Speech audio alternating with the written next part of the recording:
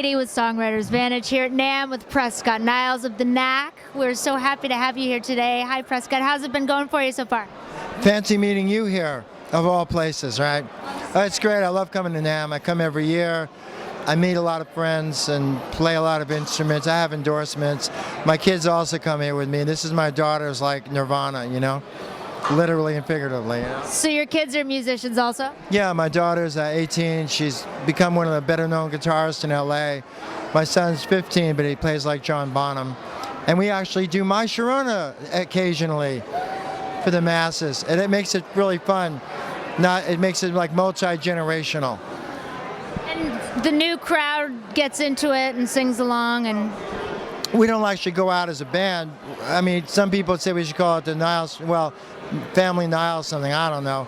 But I was playing with a group this summer called Heroes of Rock, which is kind of weird anyway. Mike Pinero was playing guitar, and a few from different bands were in it. But it was in front of like 10,000 people in Sacramento Stadium. Mark Lindsay, Peter Noonan, and Mickey Dolenz headed the show. But we did my Sharona just with a different singer with my kids, and we got a standing ovation, and they signed more autographs than me. So watch out. I'm on the fade. That's fantastic. So what are you doing these days? What are you up to? I work with other groups, do sessions. I'm actually a judge at something called Hollywood Idol, which is a new thing they're doing in LA now. It's kind of a local thing for amateur singers. And I also work at Taxi Music, which, yeah, hey Michael. And I've been critiquing songwriters at the company for about 8 years. And it's the hardest job I've ever had. Because not only do you supposed to listen to the songs, find what's good about the songs, but you're supposed to give good advice to help songwriters be better at their craft. Which is, some people do develop. I've gotten, let's say, certain people have sent songs in maybe a year ago. Some people take my advice, and sometimes they actually get better. Not because of me, because they listen.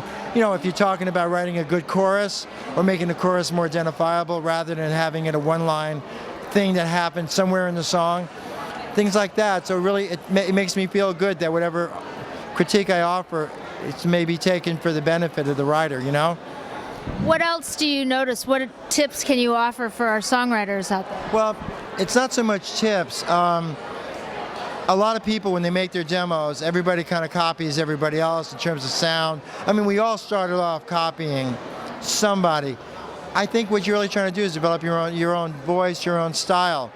And lyrics are what I really hone in on when I write my critiques, because a lot of the lines are throw-off lines, if you know what I mean. And I want people to try to tell more of a story or be more descriptive, not just take like mundane conversations of day to day. It's okay if it's the right song. But I really think a lot of the rap lyrics, I'm not saying anything wrong with rap, whether it's my cup of tea or not is irrelevant, right? But some of the lyric licenses people have taken, I think are offensive to some people, and some are poetic. But I think a lot of the lines are throwaway lines. They really don't mean anything. Unless you live in the hood, maybe. I don't know. I don't either, but I appreciate that as a songwriter myself. And that's what you would maybe let them know if you're looking at a lyric and listening. I mean, I listen to the music. I mean, I want to hear good melodies. I want to hear a chorus that's really a chorus. I think there's a lot of anti-choruses now where, even song titles.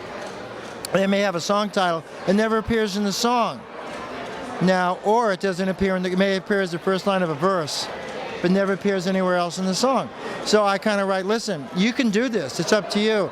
But I really think the listener likes the benefit of having a chorus be a chorus, where you tag at least a song title if that's what you're focused on, rather than just have it as a throwaway line where it doesn't really appear again. Because I think the listener really wants to follow a chorus, if it's really a chorus.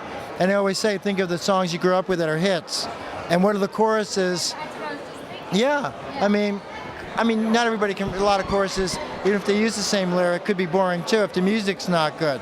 But at least let people know when it's a real chorus. And I think it really helps a song, Or a bridge, a lot of people don't write very good bridges. Bridges are really kind of interesting. You know what I mean? So, I always say look back at what you love you're listening to, and as listeners, what got you off, and then try to take that as an idea. It's hard to be subjective or objective rather when you write songs because it's your baby, and a lot of people don't like to hear that there's something that needs to be changed, but I found an ability to be fair and not be offensive, and at the same time be honest, and hopefully they'll take it that way. And I've never got a complaint yet. And our critiques are critique to Taxi as well. And your number is? What, my phone number? No, your Taxi ID number. Well, I don't want my car key. No. Kidding. No, actually, I don't mind, but I'm not supposed to give it out. I'm anonymous. He'll tell us afterwards and we'll post it on the website. I'm not embarrassed. No, I mean, now every year they have a convention at the LA hotel. Yeah, and I meet all the people. I do one-on-one critiques, right, with the people as well. And, I like doing that. It's pretty good. But then when you meet all the songwriters from all over the country, it's really puts flesh and blood on what I'm hearing on the tapes, It's amazing. I like it. Okay. It makes it real. I'm not like detached, only hearing it as a song on a CD, whatever. I'm actually meeting the people and I'm looking at them, so I really like that. We love Taxi here. I mean, that's what we've been talking about Taxi. I personally love that about Taxi too. So a lot of people wonder what happens with their songs, when I forward them. But it's like anything else in the business. You may have a producer on an album, and then they may change producers, and he may want another direction for the artist. So it really depends, what somebody wants. How often does someone take just a song with a good demo without getting it, fully done up? Well, one thing a Taxi has is some of the people that are running listings, for instance, they have a high bar, low bar kind of value system. A producer, maybe at Sony or Geffen, may want high bar, which is only the best of the best. It's got to be broadcast quality, amazing commercial appeal, okay? Another listing may have a medium bar, which means we like to hear a lot versus only a select few. So that affects what I can forward and not forward. Also, some are for songs only and some are for artists. So in other words, you may want an artist and a song, or an artist to do other songs, or just the song itself. So it really depends. That's why Taxi covers a lot of bases, I think. Yeah. And I do like alternative rock, indie rock, pop rock, a lot of rock. I do CC, Christian Contemporary, because I've got a real good knowledge and did a lot of music at churches through the years too. So I got a good base of that. I do spoken word, which is very rare because I write poetry. I've done New Age, which is kind of interesting. I've done instrumentals, but I do a lot of thing in rock, and I've done rhythm and blues too. So you really get a good idea of what people are writing, The thing is, I even critique my albums now. The Knack albums, when I listen to them, I go, the bridge isn't that great. Okay, so I find myself being so critical about things that I've even done. Well, and that's what we try to do, especially if we don't have someone like you to bounce a song off of. How can something that you can offer to us to critique our own songs? I mean, I will say this though, what's really great, and why it's lasted through the years, whether it's Motown, the Beatles, Stones, or there's a lot of other great writers, the song always works. After all these years, you hear it, even if it's objective, it just works. Simon Garfunkel, I can name 1,000, Joni Mitchell, you give him a million writers, right? And I really respect their craft, because the songs can last 30 years, and that's amazing.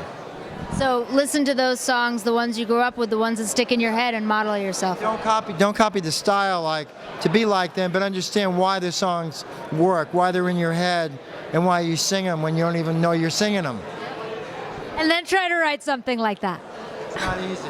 Well, one of the highlights of my career, I worked with George Harrison in the 80s on Shanghai Surprise, a movie soundtrack, and that was really extraordinary, working with George and just hanging with him. And again, you go back to listen to his songs, and he is a writer developed as well. Don't forget that. Earlier on, a lot of his songs were, George Martin said, nah, I don't think so. And then Something became one of the most, besides Yesterday, was one of the most redone Beatles songs. Frank Sinatra did it, Paul Anka, everybody did it. So George Harrison, being in the Beatles, didn't give up. Well, Here Comes the Sun is one of my favorite songs of all time. Mine too, but something was covered by every singer in the world. Yesterday was like 200 million different, I think, sales of that song. Anyway, here's to you, Paul. Oh, thank you so much to Prescott Niles for sitting with us. Where can we find you? Do you have a website somewhere we can locate you, my friend? Well, I have a MySpace, my name. I do have a Facebook, but that's different. I don't have my website for myself yet. I will.